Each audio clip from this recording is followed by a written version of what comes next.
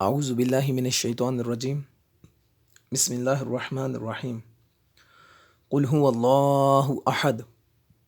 اللہ الصمد لم یلد ولم یولد ولم یکن لہ کفوا احد اشہد ان لا الہ الا اللہ واشہد ان محمدا عبدہ ورسولہ یا ایہا الذین آمنوا اتقوا اللہ حق تقاتی ولا تموتن الا وانتم مسلمون قال رب اشرح لي صدری ويسر لي امری واحلل عقدۃ من لسانی یفقہوا قولی اما بعد السلام علیکم ورحمۃ اللہ وبرکاتہ۔ آج انشاءاللہ ہم صحیح بخاری کی حدیث نمبر 3 کا مطالعہ کریں گے، اس کی عربک، اس کا ترجمہ اور اس کے فوائد۔ اس کے اندر میں بتا دوں آپ کو، حدیث نمبر 3 کے اندر نبی صلی اللہ علیہ وسلم کے اوپر جو پہلی وحی نازل ہوئی اس کا ذکر ہے کہ کس طرح حضرت جبرائیل علیہ السلام جو ہے آپ صلی اللہ علیہ وسلم کے پاس تشریف لائے اور آپ کے اوپر کیسے پہلی وحی آپ صلی اللہ علیہ وسلم کے اوپر نازل ہوئی اور آپ صلی اللہ علیہ وسلم کی کیفیت کیا تھی۔ تو ٹھیک ہے، انشاءاللہ ہم اپنی حدیث شروع کرنے سے پہلے، اپنی اس ویڈیو کا آغاز کرنے سے پہلے میں آپ کو پیارے نبی صلی اللہ علیہ وسلم کی ایک اور حدیث وہ سناتا ہوں جو ابن ماجہ کی حدیث ہے۔ حدیث نمبر ہے 213 نمبر حدیث۔ پیارے نبی صلی اللہ علیہ وآلہ وسلم نے فرمایا کہ تم میں سب سے بہترین شخص وہ ہے جو قرآن سیکھے اور دوسروں کو سکھائے۔ تو جیسا کہ میں نے آپ کو بتایا کہ میں ابھی خود طالب علم ہوں، میں علم حاصل کر رہا ہوں اور میری کوشش یہی ہے کہ جتنا میرے پاس علم ہے وہ میں آگے پہنچا دوں آپ لوگوں تک۔ جو میرے بہن بھائی، میری مائیں اس ویڈیو کو دیکھ رہی ہیں، سن رہی ہیں، اللہ پاک ان سب کو جو ہے، ان سب کے صغیرہ اور کبیرہ گناہوں کو معاف فرمائے۔ جس کے والدین فوت ہو چکے ہیں، اللہ پاک ان کے والدین کی مغفرت فرمائے اور جنت الفردوس میں نبی صلی اللہ علیہ وسلم کا پڑوس عطا فرمائے۔ اللہ پاک میرے والدین کے بھی گناہوں کو معاف فرمائے۔ اللہ پاک غفور الرحیم ہے، بخشنے والا ہے۔ تو میرا یہ کچھ حدیث آپ کو بتانے کا مقصد صرف اور صرف یہ ہوتا ہے کہ آپ کو جو ہے نا صحیح طرح سے حدیث آپ تک پہنچ جائے۔ مثال کے طور پہ اس کتاب کا نام اور اس حدیث کا نمبر میں آپ کو اس لیے بتاتا ہوں تاکہ اگر کوئی میرا بھائی، میری ماں، میری بہن کوئی اسے چیک کرنا چاہے، ری چیک کرنا چاہے، تو اس کے لیے ری چیک کرنے میں بڑی آسانی ہو۔ اور شاید آپ میں سے اکثر ایسے سوچتے ہوں گے کہ بس میں کتاب لے کے بیٹھ جاتا ہوں، کتاب کھولتا ہوں، اس کی عربک اور ترجمہ پڑھتا ہوں اور بس 15-20 منٹ، آدھا گھنٹے کی ویڈیو بنا کے اور بات ختم ہو جاتی ہے۔ تو ایسا نہیں ہے، یہ ایک ویڈیو بنانے کے لیے نا کم سے کم 2-3 دن لگ جاتے ہیں، کیونکہ پہلے اسٹڈی کرنی، اس کے بعد اس کا مطالعہ کرنے کے بعد پھر اس کو، یعنی کہ مثال کے طور پہ ابھی میں آپ کو بتاتا ہوں کہ جیسے میں نے اپنی سیکنڈ ویڈیو بنائی تھی، جو اس کے اندر میں نے آپ کو ایک حدیث بیان کی تھی، حضرت انس بن مالک سے روایت تھی، جو وہ بھی ابن ماجہ کی حدیث تھی کہ علم حاصل کرنا ہر مسلمان مرد اور عورت پر فرض ہے۔ حضرت انس بن مالک روایت کرتے ہیں پیارے نبی صلی اللہ علیہ وآلہ وسلم سے کہ علم حاصل کرنا ہر مسلمان مرد اور عورت پر فرض ہے۔ یہ ابن ماجہ کی حدیث نمبر تھی، اس کا نمبر تھا 224۔ تو جب میں نے یہ چیپٹر شروع کیا اس وقت نا میرے ذہن میں یہ حدیث آئی۔ ماشاءاللہ آپ میں سے کئی میرے بہن بھائیوں نے یہ حدیث پہلے سنی ہوگی، تو لیکن بتانے کا مقصد یہ ہے کہ اگر اس کو بائی کانسیپٹ دیکھا جائے، اگر تو اس کا نمبر اور اس کی بک کا نام یہ مل جائے نا تو ہمیں حدیث تلاش کرنی بہت آسان ہوتی ہے۔ اب میں نے جیسے صحیح بخاری کا میں مطالعہ کر رہا ہوں اور صحیح بخاری میں سے میں حدیث آپ کو سناتا ہوں، تو میری کوشش یہ ہوتی ہے کہ میں صحیح بخاری کے علاوہ اور جو کتابیں ہیں نا، جیسے صحیح ستہ ہے ہماری، یا سلسلہ صحیحہ میں سے ہیں، یا ابن تیمیہ کے جو فتاوی وغیرہ ہیں، ان میں سے میں کوشش کرتا ہوں کہ میں جو ہے نا 1-2 حدیث نکال لوں تاکہ آپ لوگوں تک ایک صحیح بات پہنچ جائے۔ ایکچولی کیا تھا کہ جب میں نے اس کو علم والی یہ حدیث میرے ذہن میں آئی، اس وقت میں نے اس کو تلاش کرنا شروع کیا۔ آپ یقین کریں مجھے 3 سے 4 گھنٹے لگے اس ایک حدیث کو، اس کا نمبر اور اس کا کتاب کا نام ڈھونڈنے کے لیے۔ حالانکہ ایک لائن کی یہ حدیث ہے، لیکن اگر میں چاہتا تو میں آپ کو صرف اس طرح بتا سکتا تھا کہ پیارے نبی صلی اللہ علیہ وسلم کی ایک حدیث ہے کہ آپ صلی اللہ علیہ وسلم نے فرمایا کہ علم حاصل کرنا، دین کا علم حاصل کرنا ہر مسلمان مرد اور عورت پر فرض ہے۔ لیکن میں نے جیسے کہ آپ کو پہلے بتایا کہ انشاءاللہ اس پلیٹ فارم کے اوپر، اس چینل کے اوپر قرآن و حدیث کی ہی بات ہوگی، اور اگر آپ کو کوئی حوالہ دیا جائے گا یا کوئی حدیث آپ کو بیان کی جائے گی تو انشاءاللہ اس حدیث کا آپ کو نمبر اور اس کی کتاب کا نام بتایا جائے گا۔ اور اگر قرآن پاک میں سے کوئی آپ کو صورت بیان کی جائے گی تو اس صورت کا نام اور اس آیت کا آپ کو نمبر بتایا جائے گا. ٹھیک ہے. تو اسی طرح بات ہو رہی تھی کہ قرآن پاک یعنی کہ سیکھنا اور دوسروں کو سکھانا. اللہ پاک نبی صلی اللہ علیہ وسلم نے فرمایا کہ وہ بہترین شخص ہے جو قرآن پاک سیکھتا اور دوسروں کو سکھاتا ہے. اسی سے سملر ورڈ کے اندر مجھے ایک اور حدیث ملی ہے. سلسلہ صحیحہ کے اندر ایک حدیث ہے, اس کا نمبر ہے 2463. سلسلہ صحیحہ کی حدیث نمبر ہے 2463. حضرت سعید بن خدری رضی اللہ تعالیٰ عنہ فرماتے ہیں, آپ صلی اللہ علیہ وسلم سے روایت کرتے ہیں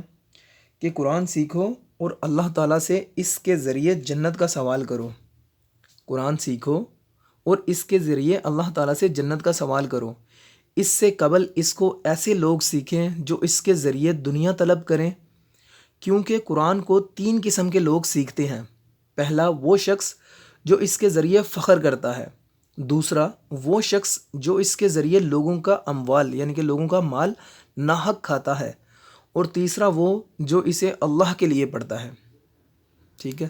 آپ صلی اللہ علیہ وسلم فرمایا کہ 3 قسم کے لوگ ہیں جو قرآن کی تعلیم کو حاصل کرتے ہیں. ایک وہ شخص جو تعلیم حاصل کرنے کے بعد اپنے اوپر فخر کرتا ہے کہ میں قاری ہوں, یا میں حافظ قرآن ہوں, یا میرے پاس اتنا علم ہے, یا میری قرأت بہت اچھی ہے, میرے جیسا کوئی پڑھ نہیں سکتا. وہ اپنے اوپر فخر کرتا ہے. دوسرا وہ جو اس قرآن کے ذریعے غلط فیصلے کرتا ہے. ٹھیک ہے. اور تیسرا وہ جو صرف اور صرف اللہ کی رضا کے لیے اس کو جو ہے نا پڑھتا ہے. اور اسی کے ریلیونٹ میں آپ کو ایک اور حدیث سنا دیتا ہوں. یہ جو نبی صلی اللہ علیہ وسلم نے آج سے 1400 سال پہلے جو پیارے نبی صلی اللہ علیہ وسلم نے پیشن گوئی کی ہے, وہ آج ہمارے سامنے ہے, ساروں کے سامنے. سلسلہ صحیحہ کی یہ حدیث نمبر ہے 2500. پیارے نبی صلی اللہ علیہ وسلم سے روایت کرتے ہیں عقبہ بن عامر. آپ صلی اللہ علیہ وسلم نے فرمایا کہ میری امت کی ہلاکت کتاب اور دودھ میں ہے. صحابہ نے کہا, اے اللہ کے رسول, کتاب اور دودھ, اس کی وضاحت فرما دیں. آپ صلی اللہ علیہ وسلم نے فرمایا کہ لوگ قرآن سیکھیں گے لیکن اللہ تعالیٰ کے نازل کردہ بیان سے ہٹ کر اس کی تشریح کریں گے, اور دودھ کو پسند کریں گے, جماعت اور جمعے چھوڑ دیں گے, اور دودھ کی تلاش میں دیہاتوں کا رخ کریں گے. استغفر اللہ العظیم. یہ پیارے نبی صلی اللہ علیہ وسلم نے آج سے تقریباً 1438 سال پہلے ایک پیشن گوئی کی ہے, جو ہمارے سامنے ہے, سب کے سامنے. کسی کا نام لینے کی, کسی کا بتانے کی, اس نے یہ کیا, اس نے یہ کیا, وہ ضرورت نہیں ہے. آپ یہ حدیث کو ایک بار غور سے دوبارہ میں پڑھتا ہوں اور آپ غور سے سن لیں اس کو. عقبہ بن عامر رضی اللہ تعالیٰ عنہ پیارے نبی صلی اللہ علیہ وآلہ وسلم سے روایت کرتے ہیں کہ میری امت کی ہلاکت کتاب اور دودھ میں ہے. تو صحابہ نے پوچھا, یا رسول اللہ, یہ کتاب اور دودھ, اس کی ذرا وضاحت فرما دیں. تو پیارے نبی صلی اللہ علیہ وسلم نے فرمایا کہ لوگ قرآن پاک کو سیکھیں گے لیکن اللہ تعالیٰ کے نازل کردہ بیان سے ہٹ کر اس کی تشریح کریں گے. یعنی کہ آج آپ کے سامنے یہ کہ لوگ قرآن پاک کو تو بالکل جب اس کی عربک پڑھتے ہیں تو بالکل صحیح پڑھتے ہیں,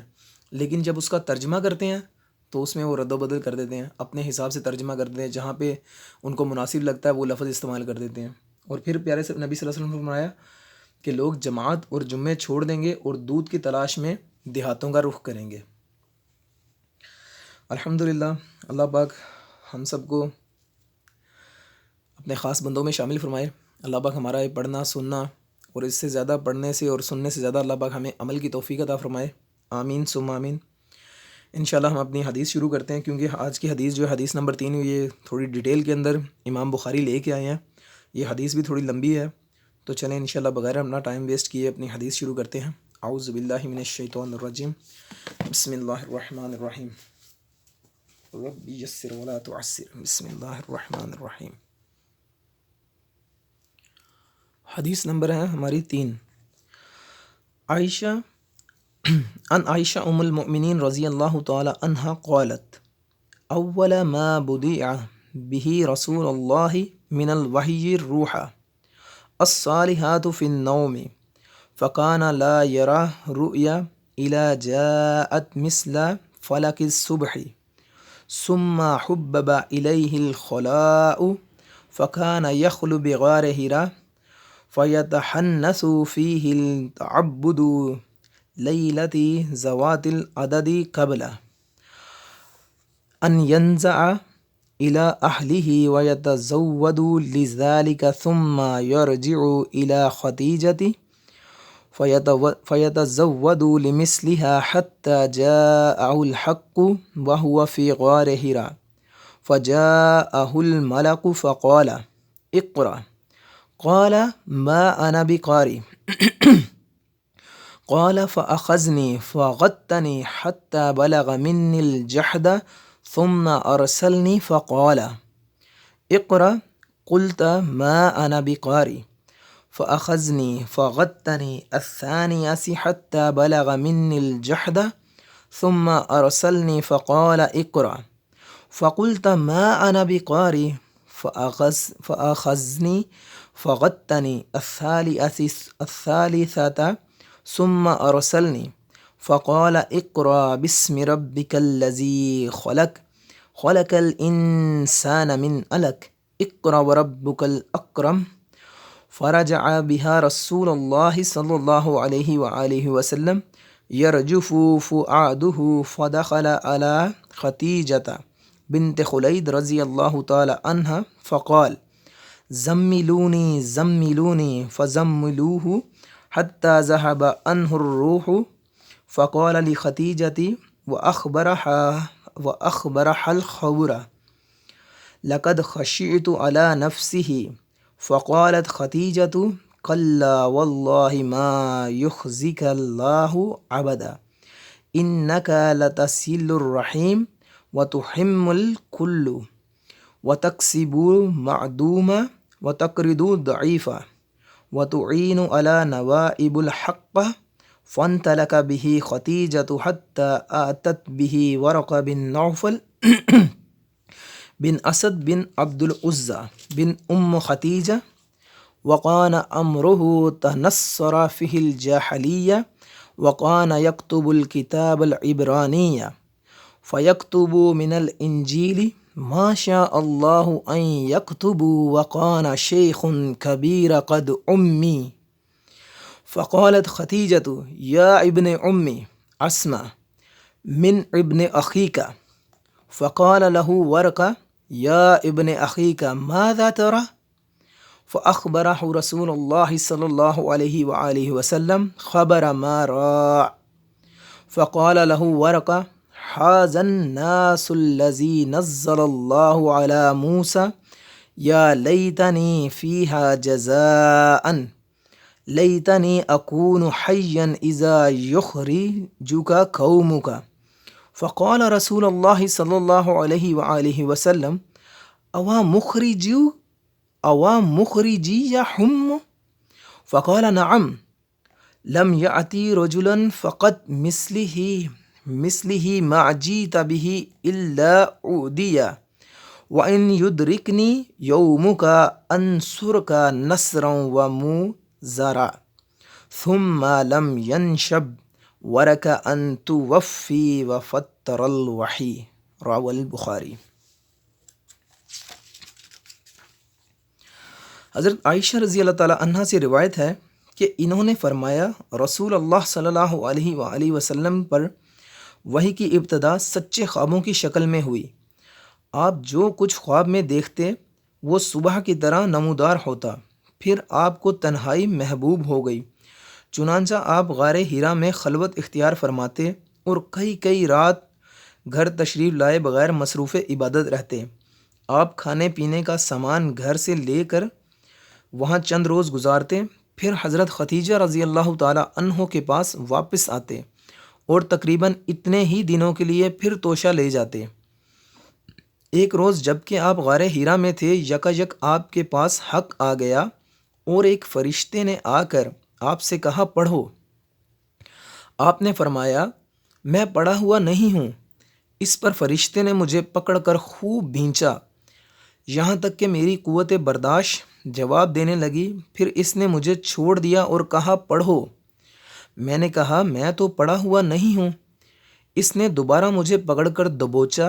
یہاں تک کہ میری قوت برداشت جواب دینے لگی، پھر چھوڑ کر کہا پڑھو۔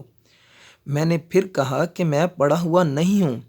اس نے تیسری بار مجھے پکڑ کر بھینچا، پھر چھوڑ کر کہا پڑھو اپنے رب کے نام سے جس نے پیدا کیا، جس نے انسان کو خون کے لوتھڑے سے پیدا کیا، اور تمہارا رب تو بہت کریم ہے۔ رسول اللہ صلی اللہ علیہ وآلہ وسلم ان آیات کو لے کر واپس آئے اور آپ کا دل دھڑک رہا تھا، چنانچہ آپ اپنی بیوی سیدنا حضرت خدیجہ بنت خلید رضی اللہ تعالی عنہا کے پاس تشریف لائے اور فرمایا مجھے چادر اڑا دو، مجھے چادر اڑا دو۔ انہوں نے آپ کو چادر اڑا دی یہاں تک کہ خوف زدگی کی کیفیت دور ہو گئی۔ پھر آپ نے خدیجہ رضی اللہ تعالی عنہا کو واقعے کی اطلاع دیتے ہوئے فرمایا مجھے اپنی جان کا ڈر ہے۔ سیدنا حضرت خدیجہ رضی اللہ تعالی عنہا نے کہا قطعاً نہیں، اللہ کی قسم اللہ تعالیٰ آپ کو کبھی بھی رسوا نہیں کرے گا۔ آپ صلح رحمی کرتے ہیں، درد مندوں کا بوجھ اٹھاتے ہیں، فقیروں محتاجوں کو کما کر دیتے ہیں، مہمانوں کی میزبانی کرتے ہیں اور حق کے سلسلے میں پیش آنے والے مصائب میں مدد کرتے ہیں۔ پھر خدیجہ رضی اللہ تعالی عنہا رسول اللہ صلی اللہ علیہ وآلہ وسلم کو ساتھ لے کر اپنے چچا زاد بھائی ورقہ بن نوفل بن اسد بن عبد العزیٰ کے پاس آئیں۔ ورقہ دور جہالت میں عیسائی ہو گئے تھے اور عبرانی بھی لکھنا جانتے تھے، چنانچہ عبرانی زبان میں حسب توفیق الہی انجیل لکھتے تھے۔ اس وقت بہت بوڑھے ہو گئے تھے اور نابینا ہو چکے تھے۔ ان سے حضرت خدیجہ رضی اللہ تعالی عنہا نے کہا بھائی جان آپ اپنے بھتیجے کی بات سنیں۔ ورقہ نے پوچھا بھتیجے کیا دیکھتے ہو؟ رسول اللہ صلی اللہ علیہ وآلہ وسلم نے جو کچھ دیکھا تھا وہ بیان فرما دیا۔ اس پر ورقہ نے کہا یہ تو وہی ناموس وحی لانے والا فرشتہ ہے جسے اللہ تعالیٰ نے حضرت موسیٰ علیہ السلام پر نازل فرمایا تھا۔ کاش میں آپ کے زمانے نبوت میں توانا ہوتا، کاش میں اس وقت تک زندہ رہوں جب آپ کی قوم آپ کو نکال دے گی۔ رسول اللہ صلی اللہ علیہ وآلہ وسلم نے فرمایا اچھا تو کیا وہ مجھے نکال دیں گے؟ ورقہ نے کہا ہاں، جب بھی کوئی آدمی اس طرح کا پیغام لایا ہے جیسا آپ لائے ہیں تو اس سے ضرور دشمنی کی گئی، اور اگر مجھے آپ کا زمانہ نصیب ہوا تو میں تمہاری بھرپور مدد کروں گا۔ اس کے بعد ورقہ بہت جلد وفات پا گئے اور وہی رک گئی۔ اس کے حدیث کے فوائد پڑھنے سے پہلے میں آپ کو ایک تھوڑا سی جو ہے نا بات یہاں پہ بتانا چاہتا ہوں۔ آپ یقین کریں یہ جو لفظ ہے نا ما انا بقاری، کہ جب حضرت جبرائیل امین پیارے نبی صلی اللہ علیہ وسلم کے پاس غار حرا میں فرسٹ ٹائم پہلی بار تشریف لے کر آئے اور آپ نے کہا کہ قال اقرا، کہا کہ پڑھو، تو پیارے نبی صلی اللہ علیہ وسلم نے کیا فرمایا ما انا بقاری۔ یہ حدیث جو ہے نا یہ ہم نے بچپن میں آپ لوگوں میں سے بھی میں جیسے کہ آپ کو پہلے بتایا کہ بہت سے لوگوں نے بہت بار پہلے سنی ہوگی کہ پیارے نبی صلی اللہ علیہ وسلم پر جب جبرائیل امین آئے پہلی وحی لے کر تو آپ صلی اللہ علیہ وسلم نے سے کہا پڑھو،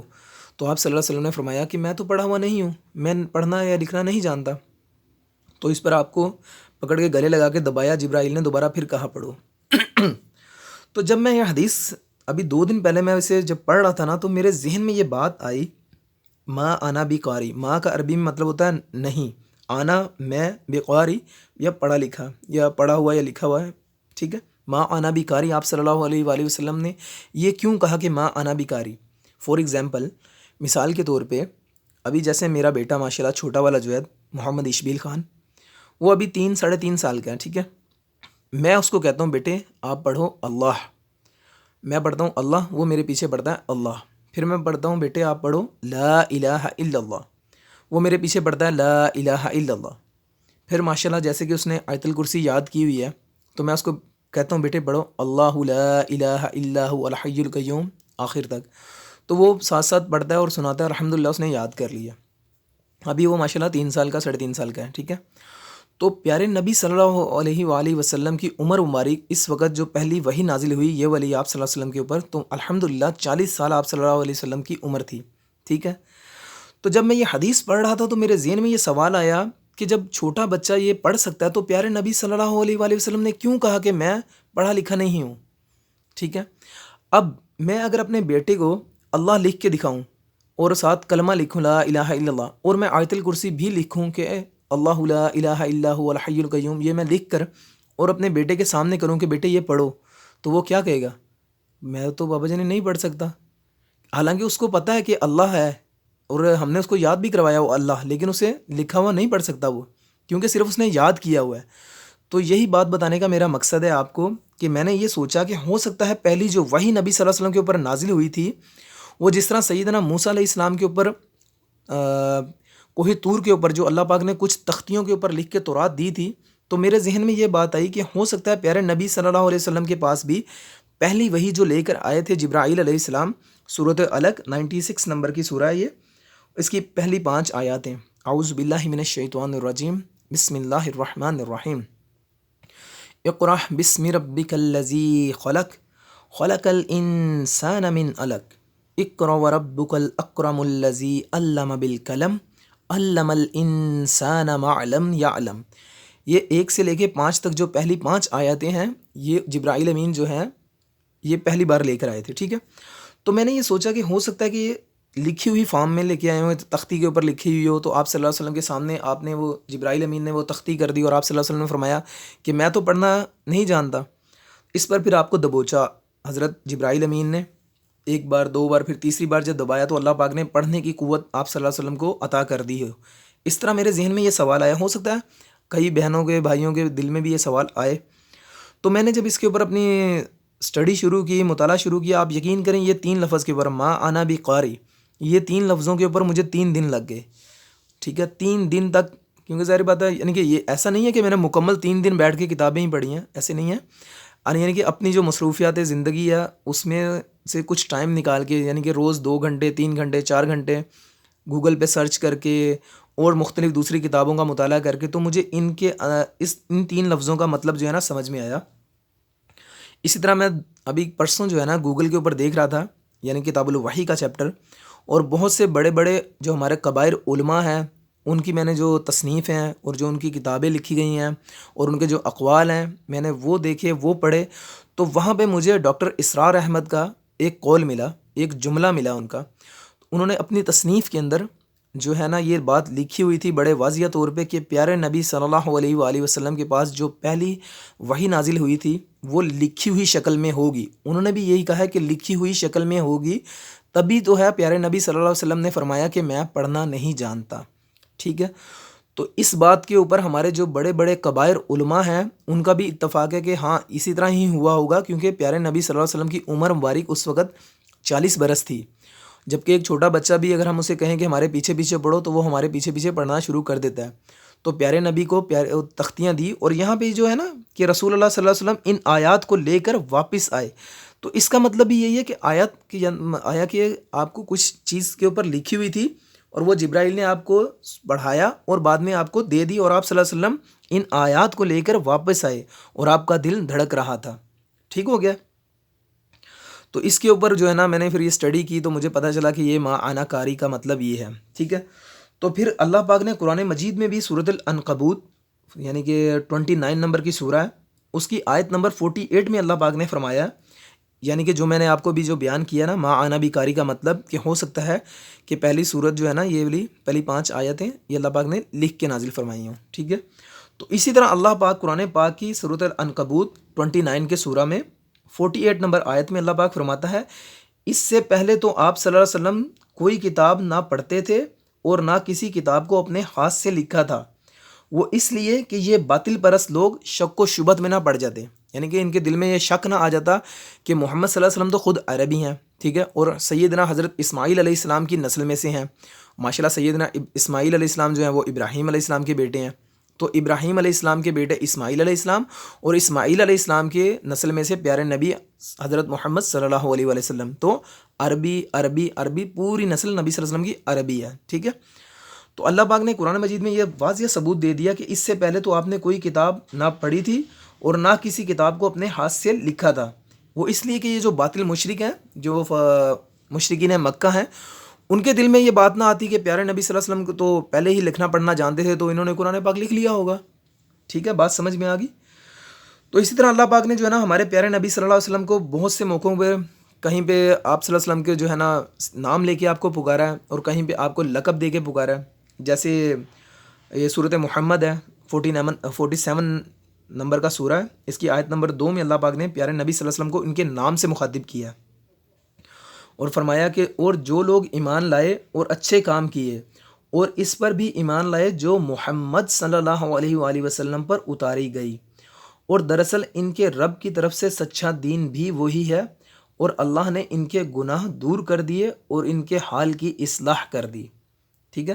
اسی طرح صورت نمبر 73 کی آیت نمبر 1 میں سورۃ المزمل کے اندر اللہ پاک نے فرمایا یا ایھا المزمل، اے کملی میں لپٹنے والے، ٹھیک ہے، آپ کے پیارے نام سے اور آپ کے لقب سے، یعنی کہ وہ چادر لیتے تھے نا آپ صلی اللہ علیہ وسلم مزمل والی، تو اسی سے اللہ پاک نے فرمایا یا ایھا المزمل، ٹھیک ہے۔ اسی طرح 20 نمبر کی صورت کے اندر اللہ پاک نے فرمایا طٰہٰ، پیارے نبی صلی اللہ علیہ وسلم کا نام ہے نا۔ اسی طرح صورت نمبر 36 صورت یاسین کے اندر اللہ پاک نے فرمایا یاسین والقرآن الحکیم، ٹھیک ہو گیا، سمجھ میں آ گئی بات۔ اللہ پاک الحمدللہ مجھے اور آپ کو جو ہے نا عمل کرنے کی توفیق عطا فرمائے، اللہ پاک ہر گناہ سے بچائے۔ اسی طرح ایک اور جو ہے نا مجھے چھوٹی سی حدیث یاد آ گئی، صحیح بخاری کی ہی حدیث ہے، آگے چل کے انشاءاللہ وہ آئے گی 2698 پہ، ٹھیک ہے۔ تو جب میں یہ حدیث پڑھ رہا تھا 2698 2698 نمبر صحیح بخاری کی ہی حدیث ہے۔ صلح حدیبیہ کا موقع ہے، شاید آپ نے بہت سے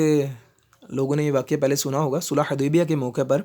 پیارے نبی صلی اللہ علیہ وسلم جب صلح حدیبیہ کے میدان کے پر آپ کو روک لیا گیا اور عمرے کے لیے نہیں جانے دیا، تو وہاں پہ پیارے نبی صلی اللہ علیہ وسلم نے ایک معاہدہ کیا جسے معاہدہ صلح حدیبیہ بھی کہتے ہیں۔ تو حضرت علی نے وہاں معاہدے کے اوپر لکھا بسم اللہ الرحمن الرحیم اور محمد رسول اللہ صلی اللہ علیہ وسلم، ٹھیک ہے۔ تو اس بات پر جو مشرکین تھے جو مکہ سے آئے تھے جنہوں نے آپ کو عمرے سے روک دیا، انہوں نے کہا کہ یہ جو آپ نے لکھا ہے نا معاہدے کے اوپر رسول اللہ، اس کو مٹا دیں۔ تو آپ جو ہیں پیارے نبی صلی اللہ علیہ وسلم نے حضرت علی سے کہا کہ علی، کیونکہ وہ جو تحریر کی تھی وہ حضرت علی نے اپنے ہاتھوں سے تحریر کی تھی، لکھا تھا، تو آپ صلی اللہ علیہ وسلم نے فرمایا علی اس کو جو ہے نا رضی اللہ تعالیٰ عنہ، اس کو جو ہے نا مٹا دو رسول اللہ کو۔ تو پیارے نبی صلی اللہ علیہ وسلم نے کہا اس کو مٹا دو، تو حضرت علی نے فرمایا کہ یا رسول اللہ صلی اللہ علیہ وسلم، میں تو مانتا ہوں کہ آپ اللہ کے رسول ہیں، میں تو مانتا ہوں کہ آپ نبی ہیں، آپ پر نبوت بھیجی ہے اللہ پاک نے، ٹھیک ہے، میں نہیں مٹاؤں گا۔ پھر پیارے نبی صلی اللہ علیہ وسلم نے فرمایا کہ مجھے بتاؤ کہ تم نے یا علی کہاں پہ لکھا ہے کہ رسول اللہ، تو میں اپنے ہاتھوں سے مٹاتا ہوں۔ پھر حضرت علی نے بتایا کہ یہ لکھا ہے رسول اللہ، تو آپ صلی اللہ علیہ وسلم نے اپنے ہاتھوں سے مٹایا اور وہاں پہ لکھا محمد بن عبداللہ، یعنی محمد عبداللہ کے بیٹے۔ تو جس راوی نے حدیث روایت کی ہے انہوں نے فرمایا کہ محمد صلی اللہ علیہ وسلم نے اپنے ہاتھوں سے لکھا، اس لکھنے کے ساتھ انہوں نے لکھا کہ جب کہ آپ کی رائٹنگ اتنی اچھی نہیں تھی، یعنی کہ بہت مہارت نہیں رکھتے تھے آپ، لکھنا آ گیا تھا کیونکہ اللہ پاک نے آپ کو پڑھنے اور لکھنے کی صلاحیت دے دی تھی جب جبرائیل علیہ السلام نے آپ کو بھیجا، ٹھیک ہے، کیونکہ جب آپ وحی لکھواتے تھے اس کے بعد آپ سنتے تھے، ٹھیک ہے، سنتے بھی تھے اور پھر لکھا ہوا بھی دیکھتے تھے کہ کچھ غلطی تو نہیں کی، اور جب تک سن نہیں لیتے تھے اس وقت تک جو ہے نا آپ ان کو 100% شور نہیں کرتے تھے کہ لکھ لیں، ٹھیک ہو گیا۔ تو الحمدللہ اللہ سے دعا ہے کہ اللہ پاک ہماری اس چھوٹے سے کام کو اللہ پاک اپنی بارگاہ رحمت میں قبول فرمائے،